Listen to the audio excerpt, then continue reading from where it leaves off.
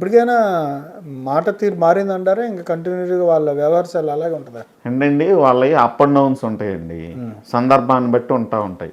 వాళ్ళకి పైనుంచి వచ్చిన ఇన్స్ట్రక్షన్ బట్టి అప్ అవుతూ ఉంటాయి. పైనుంచి ఏం ఇన్స్ట్రక్షన్ లేవనుకో, అమ్మయ్యా ఈరోజు ప్రశాంతంగా ఉన్నారా అనుకుంటారు వీళ్ళందరూ వీళ్ళు చేసింది కాదు. పైనుంచి ఏదన్నా ఫోన్ వస్తే వీళ్ళు కంగారు పడిపోయి ఆ కంగారులో వాళ్ళు కొంచానికి ఇంకొంచెం ఎక్కువ చేసి వాళ్ళు కూడా ఇబ్బందికి గురవుతున్నారు.